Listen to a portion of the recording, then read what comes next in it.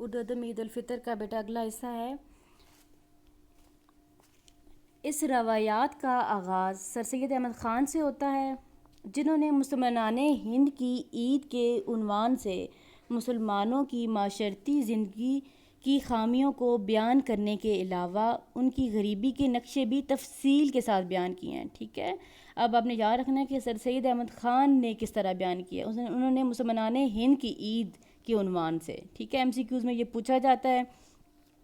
اب اس کے بعد حسن نظامی ہے۔ حسن نظامی کے موضوعات میں عظمت رفتہ کی یاد، ٹھیک ہے، حسن نظامی نے عظمت رفتہ کی یاد کے موضوع سے جو ہے وہ لکھا ہے۔ عظمت رفتہ کی یاد ہوتی ہے کھوئی ہوئی عظمت، ٹھیک ہے، جو مسلمانوں کو پہلے عظمت حاصل تھی، ٹھیک ہے، وہ آہستہ آہستہ جب کم ہو گئی تو وہ کھوئی ہوئی عظمت کے بارے میں اس میں بیان کرتے ہیں، ٹھیک ہے، اور عید کو علامتی حوالہ عطا کرتی ہے۔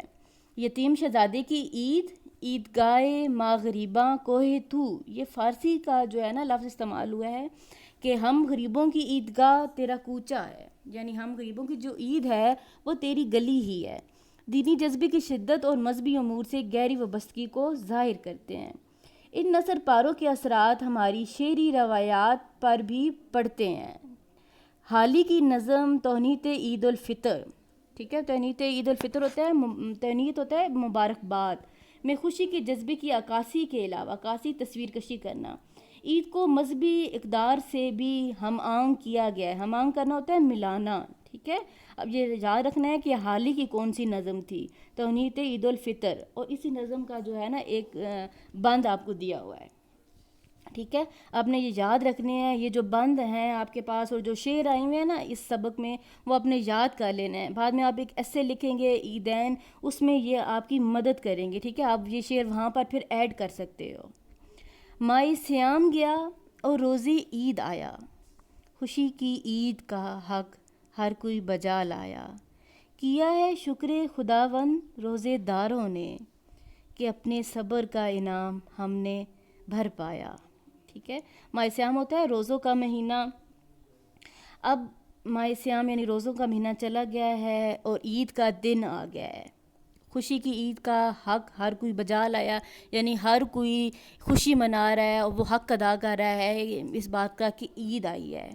کیا ہے شکر خداوند روزے داروں نے، ٹھیک ہے، جو روزے دار تھے وہ اللہ تعالیٰ کا شکر ادا کر رہے ہیں کہ ان کے روزے جو ہیں وہ خیر و عافیت سے گزر گئے ہیں۔ اب ان کا صبر جو ہے وہ رنگ لایا ہے اور اس کا انعام انہیں عید کی صورت میں ملا ہے، ٹھیک ہے۔ آپ نے حدیث پڑھی ہوئی ہوگی، سنی ہوئی ہوگی کہ روزے دار کے لیے دو خوشیاں ہوتی ہیں، ایک افطار کے وقت اور ایک اپنے رب سے ملاقات کے وقت، ٹھیک ہے۔ یہاں جو افطار کی بات ہو رہی ہے نا اس کے دو مطلب نکل سکتے ہیں، ٹھیک ہے۔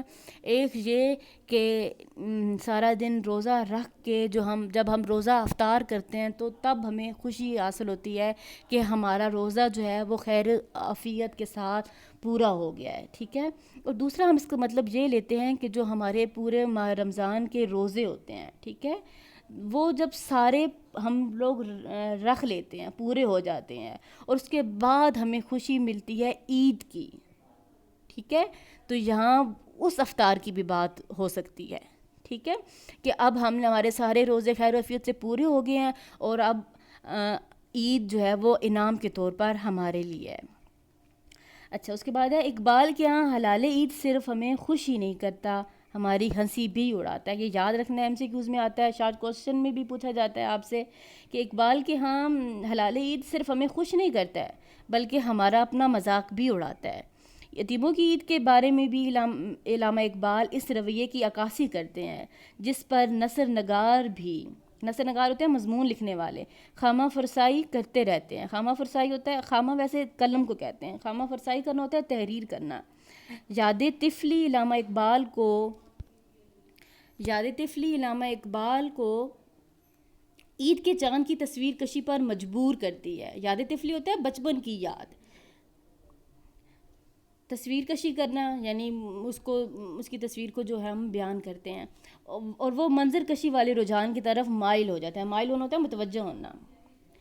اے ماہ عید بے حجاب ہے تو، حسن خورشید کا جواب ہے تو کمند غزال شادی ہے، لذت افزائے شور طفلی ہے، ٹھیک ہے۔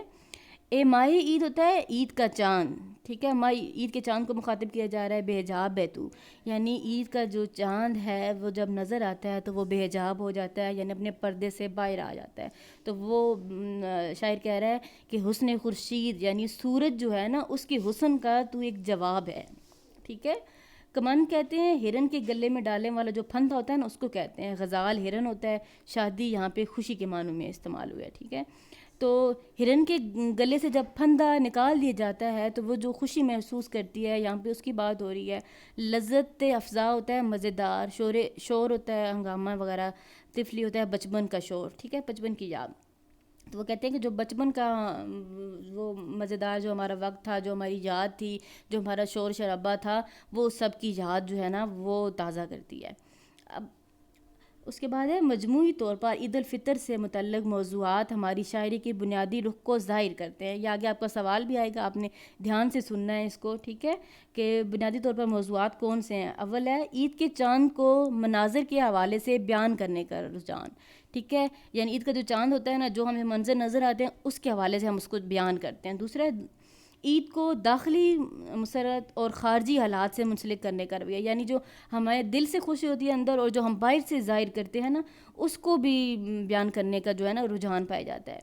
حلال عید کو ملی عزائم کی علامت، یعنی جو ملی ہماری قومی عزم ہوتے ہیں نا، ارادے ہوتے ہیں، ان کو ظاہر کرنے کی علامت، ملت کے عروج و زوال کی علامت اور تہذیب تمدنی زندگی کی اساس کے طور پر قبول کرنے کا رجحان بھی ہے. ٹھیک ہے. اب حفیظ جلندری کا شعر ہے: چاند جب عید کا نظر آیا، حال کیا پوچھتے ہو خوشیوں کا. آسمان پر ہوائیں چھوٹیں، نوبتیں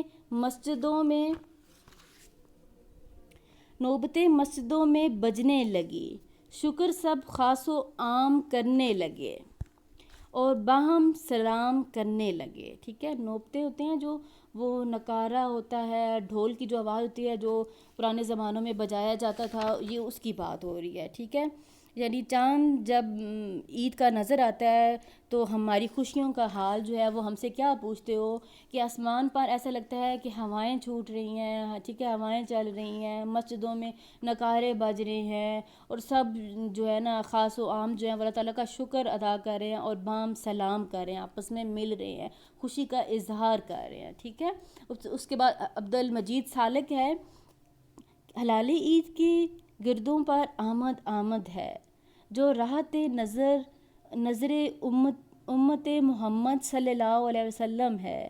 ہزار شکر کے مسلم ہیں شاد آج کے دن، سبھی جہان میں ہے بامراد آج کے دن. گردوں ہوتا ہے آسمان، راحت خوشی یا سکون ہوتا ہے، شاد ہوتا ہے خوش ہوتا ہے. یعنی وہ کہتے ہیں کہ جب آسمان پر عید کے چاند کی آمد ہوتی ہے، یعنی سب اس کو دیکھ رہے ہوتے ہیں، اس کی خوش آمدید کہہ رہے ہوتے ہیں، تو ہر طرف جو امت محمد صلی اللہ علیہ وسلم ہے وہ خوش نظر دکھائی دیتی ہے. ٹھیک ہے. اور اللہ تعالیٰ کا ہزار شکر ادا کرتے ہیں کہ ہم خوش ہیں آج کے دن، اور پھر سبھی جہان میں ہیں بامراد آج کے دن. اور وہ کہتا ہے کہ پورے جہان میں آج ہم ہی مراد پانے والے ہیں. ٹھیک ہے. اچھا، طالب الہ آبادی جو ہیں ان کا آگے بند ہے: جو کچھ بھی ہو تو آج اثر اپنا دکھا دے، روٹھے ہوئے مسلم جو ہیں ان سب کو منا دے، آپس میں جو دن رات کا جھگڑا ہے وہ مٹ جائے، اسلام میں جو تفرقہ پیدا ہے وہ مٹ جائے. ٹھیک ہے. تفرقہ جو ہوتا ہے نا، جو ہم آپس میں فرق کرنے لگ پڑتے ہیں، جو جدائیاں پیدا ہو جاتی ہیں، تو جب عید کا دن آتا ہے نا تو جو سارے روٹھے ہوئے ہوتے ہیں، ناراض لوگ ہوتے ہیں، وہ بھی راضی ہو جاتے ہیں، اور جب مسجد میں جاتے ہیں گلے ملتے ہیں، ایک دوسرے سے عید مبارک کہتے ہیں، تو آپس کا جو جھگڑا ہوتا ہے وہ ختم ہو جاتا ہے. اور اسلام میں جو تفرقہ پھیلا ہوتا ہے، یعنی ہمارے جو ہم آپس میں کہتے ہیں کہ ہم جو ہیں مسلمان ہیں اور دوسروں کو اپنے آپس سے کم تر سمجھ رہے ہوتے ہیں، وہ تفرقہ بھی مٹ جاتا ہے. ٹھیک ہے.